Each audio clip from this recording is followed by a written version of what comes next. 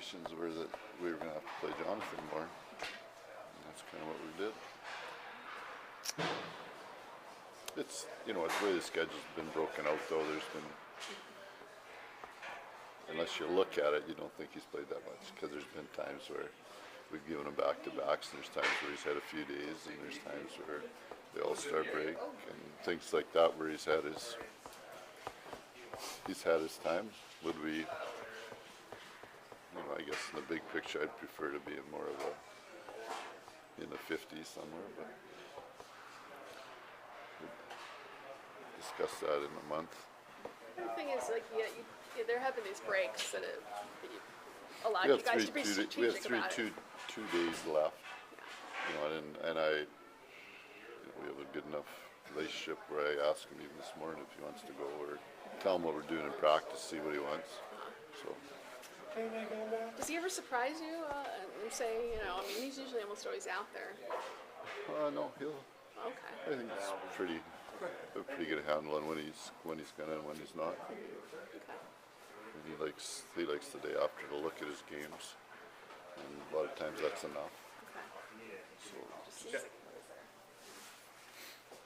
I mean, he's sort of your consummate team guy because I'll say, do you want to go? And he'll go, is everybody going? Okay. So, which means if they are, I am. Is he Kipper 2.0? I mean, you compared them like long ago, but I mean. Yeah, I mean, all the best guys handle big loads. That's what they do, and the amount of work during a game doesn't really affect them because the way they prepare. Some of them are actually better with more work. We're back to giving up the fewest shots in the league, so you know you sort of take that into consideration always too. So I don't know. I mean, he's just a great competitor, and when he says it's just about the wins, he means that. Right. You know, and that's not. You wish everybody had that attitude. You mentioned shot totals there. I think the last 7 or 8 games they've been really low. Is there any renewed focus there, or just doing what you do? Well, if we can get a contribution, shot totals go up when the bottom part of your order don't hit. Mixing your sports metaphors. It's true. Yeah, I like it. It's very true. Speaking of your lineup, guys, you know, there was only one player over 20 minutes. Everyone was in that 10, other than Last Drew. night? Yeah, only one. Didn't like the shifts.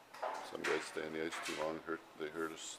It's hurt us in the last couple of our losses. Length of shifts are too long, and it's very easy for me to manage that because then you don't get to play for 2 or 3.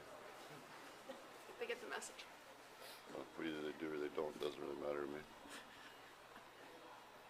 Anybody who's staying on the ice too long, you know, there's an odd shift where you can't get off because the puck comes back in or it's a long change or something. But anybody that's pushing into that over the 50 and it's not a special teams situation, it's hurting the team. I know you addressed this last night, but I'm sure it never ever gets old seeing a guy score his first goal. Yeah, it's cool. I was walking out with Mike Smith though after the game, and he said that he fanned on it. He said we had a lot better chances than that, and he said that one fanned. I think actually Gann asked you that. Andy admitted it last night. He was trying to smile yeah. admitted it. Speaking of that, you know, Andy, he hasn't played a lot this year. He's played enough. Played every preseason game. Played, 15 games here. He played 7 in the American League. He's played enough. You know what? We're trying to win. We're not here to say, oh, he's a nice guy, or he scored a goal. We're trying to win. Quite honest, and there's a lot of organizations. He would have played 65 games in the American League already. Well, but the question is, how has he handled not being in the lineup every day, and has he made progress? He said he's had a tough year. So, I mean, I wish somebody paid me $700,000 to break a sweat for an hour a day. You guys wouldn't, I don't think it's a tough year. I think you should be very thankful in the environment that he's in. What was the top salary you earned? It was either 290 or 190. Seriously? Yeah. But I can't remember which one it was. That's like difference there, but yeah, okay. Pre-taxes, after taxes. I can't remember. I remember So I now. don't put a whole lot of emphasis on somebody who scored there first. Hopefully they can figure out how to play on a good team and score a few more than that.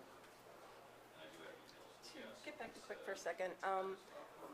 There was a lot of talk that maybe he wasn't an elite goalie anymore, that the reason the That he team was was, which? that he was not an elite goalie anymore because of the numbers. This year? Yeah, Earlier.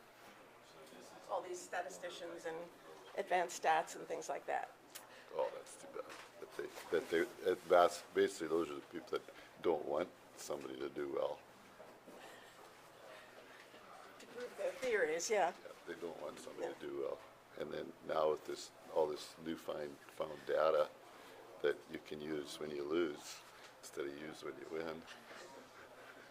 It's interesting. But did you see any difference in his game, or was it the team in front of him? I mean, the chaos in front of him on defense and just, working new people in. This year? Yeah. God, October he was probably the best player in the league. Okay. I wouldn't doubt that. And then I think in November, you got to remember it's not just, it's like when you're talking about the boy who scored his first goal last night. He's played a lot of games this year. He played lots of exhibition games, lots of American League games. He's played a lot of games. Same as Jonathan Quick. Jonathan Quick's had 2 major surgeries and played more games than any other goaltender in hockey the last few years. So I bet if you average it all out, who has the most wins? Geez, I hate to think at age 28 that he's eroding. Your team has played more playoff games in a 3-year span than any team ever did. I looked that up, yeah. Elias Sports Bureau checked it, yeah. Wow. I believe it. I mean, when you play as many Game 7s and Go as deep as you did in the year you didn't win the cup, yeah. Plus the Olympics. Yeah. I'm just Well, talking about playoff games, yeah. well, I think Slava set a record last year. Most games played ever. Preseason Olympics.